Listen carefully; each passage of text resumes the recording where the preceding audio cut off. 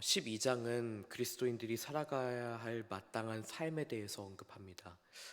아주 구체적인 지침이 담겨 있는데 오늘 본문의 지침은 단순히 교회 공동체 안뿐만 아니라 우리가 만나는 모든 사람들과의 관계를 염두에 두고 쓰여 있는 듯합니다.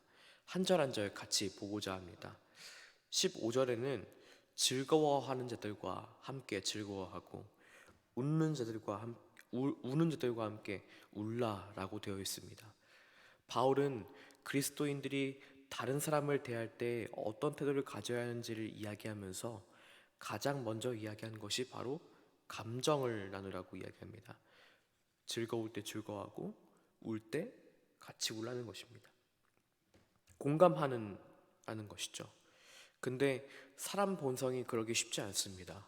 사람과 사람 사이의 이해관계가 얽히면서 그의 반대로 하기에 익숙합니다. 사촌이 땅을 사면 배가 아프고 원수가 고통을 당하면 그저 통쾌해 합니다. 요즘은 더더욱 공감하기가 어려운 시대입니다. 그 사람의 감정 깊숙이 이해하고 그 사람을 그 있는 그대로 보기가 쉽지가 않습니다. 마스크로 가려진 저 사람 안에는 무엇이 있는지를 모르고 나도 모르는 마음에 나 자신도 모르는 마음에 마스크를 쓰고 나가는 이 시대야말로 남을 공감하기 참 어려운 때이죠. 그럼에도 공감의 원칙은 아주 간단한 것에서부터 출발한다는 것을 기억해야 합니다. 즐거워하는 사람과 함께 즐거워하고 우는 사람과 함께 울라. 그리고 생각해보면 이것이 바로 우리 주님께서 하셨던 일이고 이제 하시는 일입니다. 주님을 따른다고 말하는 우리가 이 말씀에 도전받기를, 하나님의 마음 머문 곳에 우리도 함께 있기를 간절히 바랍니다. 16절에 보면 이렇게 말씀합니다. 서로 마음을 같이하여 높은 데 마음을 두지 말고 도리어 낮은 데 처하며 스스로 지혜 있는 채 하지 말라. 스스로 지혜 있는 척 하는 사람에게 발전은 없습니다. 왜냐하면 자신에게 가르치는 말을 듣지 않기 때문입니다. 진정으로 지혜로운 사람은 자신의 부족함과 분수를 깨닫는 사람입니다. 잠언은 이렇게 기록합니다.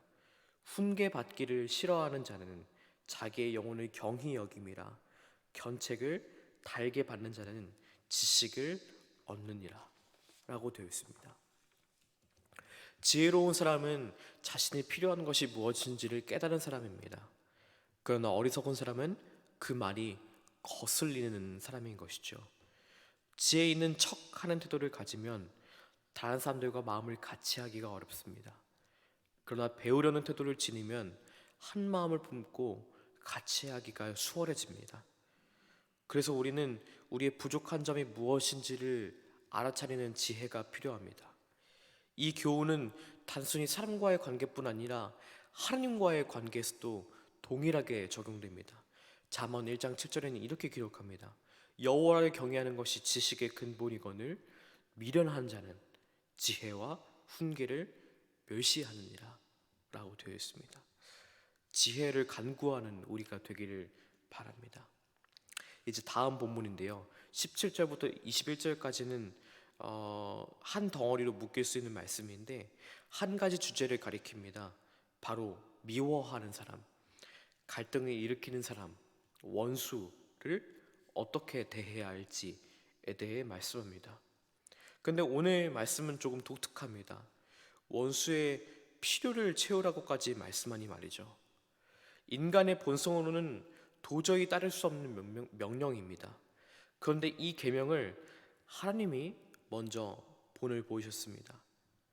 이미 사람이 하나님과 돌이킬 수 없는 원수가 되어 있을 때 우리를 위해 몸을 내어주신 것으로 우리에 대한 하나님의 사랑을 확증하셨던 것입니다. 우리는 이 하나님의 사랑 안에 있을 때에만 비로소 이 말씀을 지킬 수 있는 힘이 있습니다. 아무리 그래도 원수에게 악으로 갚지 말라고 하면 가만히 있으라는 것입니까? 아니죠. 도리어 그 악을 부끄럽게 만들라고 말씀합니다. 오늘 말씀은 잠언 말씀을 인용하면서 원수에게 잘해주는 것이 그 머리 위에 숯불을 쌓는 것이라고 가르칩니다. 오른뺨을 들이대면 왼뺨도 들이대는 것이죠. 제가 신학대학교를 다닐 때 한 교수님이 이 본문에 대해서 이야기해 주셨던 해석이 생각나서 이 자리에서 소개해 드리려고 합니다. 오른뺨을 때리면 왼뺨도 들이밀라라는 말씀이었는데요. 이 오른뺨을 때리려면 때린 사람의 입장에서 보면 왼손으로 때려야 하는 것이 맞습니다.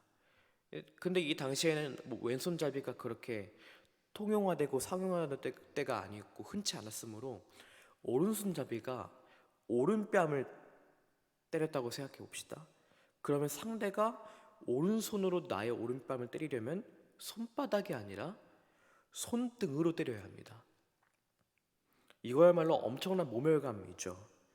뺨 맞는 것도 아픈데 손바닥이 아니라 손등으로 휘두르는 것이니까요.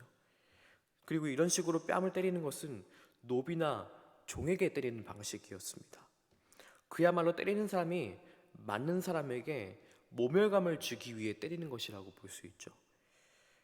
근데 여기에 다시 한번 왼뺨을 들이미는 것은 더 때려보라는 의미도 물론 없진 않지만 나는 그대와 같은 대우를 받을 사람입니다. 종도 아니고 노예도 아니죠.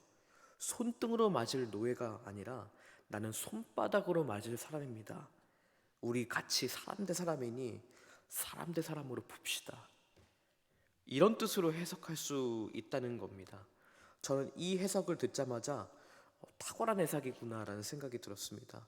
단순한 폭력에 대한 순응이 아니라 악을 선으로 저항하는 것입니다. 오히려 악을 행한 사람을 부끄럽게 만드는 것이죠.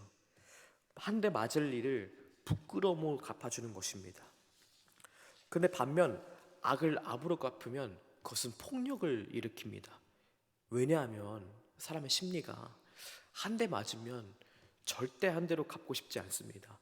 두 대 때리고 싶고 세 대 때리고 싶은 게 사람 마음이거든요. 그러면 상대는 가만히 있겠어요? 더 때리고 싶은 것이죠. 꼭 그만큼만 갚아줘야지 하는 사람이 어디 있겠습니까? 그래서 구약의 율법이 피해 받은 만큼만 갚아주라는 것 아닙니까? 두 배, 세 배 갚아주고픈 인간의 본성이 바로 폭력을 일으키는 것이죠. 근데 이 폭력의 역사가 기독교 안에 있었던 것 또한 아십니까? 기독교가 공인받기 전 기독교는 로마로부터 300년 동안 극심한 핍박을 받기도 했지만 유대교로부터 핍박을 받기도 했습니다. 근데 기독교가 로마로 공인되고 또 로마의 국교가 되기 시작하면서 그리고 전 유럽의 기독교 국가가 막 들어서기 시작하면서 이 유대교를 향한 말할 수 없는 기독교의 핍박이 일어나기 시작합니다. 그 역사를 나열하자면 끔찍할 정도입니다. 악을 악으로 갚은 기독교의 역사였던 것이죠. 근데 이 역사가 어떻게 흘러가게 됩니까? 나중에는 카톨릭이 개신교를 핍박하는 일이 생기기 시작합니다. 정치 이해관계가 절묘하게 맞물리면서 전 유럽의 구교와 신교 사이에 전쟁이 일어나기 시작합니다. 참 통탄할 역사인 것이죠. 이게 무엇입니까? 핍박한 대로 갚아주려고 하는 역사가 우리에게 그렇게 살지 말라고 보여주는 오답노트입니다. 여러분, 참 오늘 말씀은 순종하기 어렵습니다. 악을 선으로 갚으라, 이 말씀인 것이죠. 근데 하지만 살면서 어떻게 나를 힘들게 하는 사람 없이 살 수 있겠습니까? 이들의 머리에 숯불을 올려놓는 것은 악으로 올려놓는 것이 아니라 선으로 올릴 수 있다는 사실을 기억하면서 악인을 무장해제하는 것은 차갑고 거센 강풍이 아니라 차고 넘치는 따뜻한 햇볕임을 다시 한번 기억하기 바랍니다. 그래서 차고 넘치는 따뜻함의 햇볕, 하나님의 사랑 안에 우리가 순종하는, 그리고 이 말씀에 우리가 그대로 나아가는 저와 여러분의 삶 되시기를 간절히 바라고 기도합니다. 기도하시겠습니다.